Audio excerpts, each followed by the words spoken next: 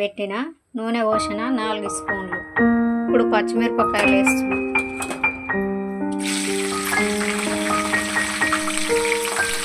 పచ్చిమిరపకాయలు వేసిన ఇవి మంచిగా వేగాలి. ఇప్పుడు పచ్చిమిరపకాయలు మంచిగా వేగినాయి.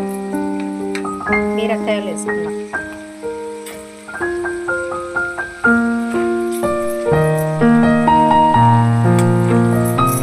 ఇప్పుడు బీరకాయ వేసిన మొత్తం మంచిగా కలుపుతాం. ఇందులోనే పుదీనా కూడా వేసేసుకుంటాం. కొత్తిమీర కూడా వేసేస్తాం. ఇవి మొత్తం మంచిగా నూనెలో మగ్గాలి. ఇవన్నీ మంచిగా కలిపి జరసేపు మూత పెట్టి వేసుకుంటే మంచిగా మధ్యలో మధ్యలో కలిపేసుకుంటాం.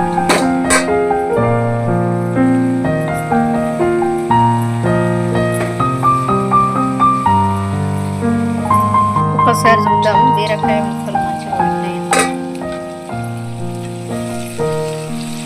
వాటర్ వెళ్తూనే ఉంది. వాటర్ అంతా ఎగిరిపోవాలి. ఒకసారి చూద్దాం. మంచిగా ఉడుకుతుంది. నూనెలనే మంచిగా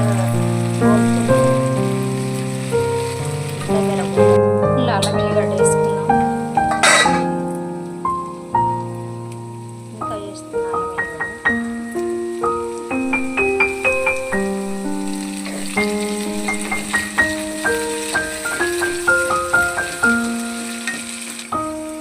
కలర్కు కావాల్సినంత పసుపు. నేనైతే ఎక్కువనే వేస్తాను పసుపు.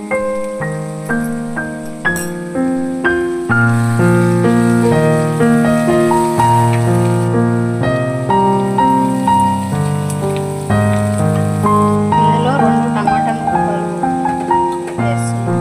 2 టమాటాలు చిన్నవి వేసేస్తాం. ఇవి మంచిగా మగ్గాలి.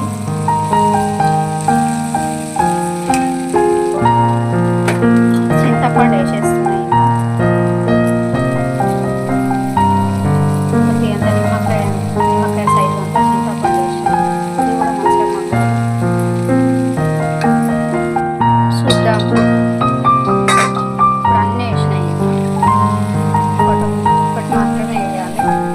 అది లాస్ట్లో ఉప్పు వేస్తున్నాం. అన్నీ మగ్గినాయి. 3 స్పూన్ల ఉప్పు. ఈ పచ్చడి కాబట్టి కరెక్ట్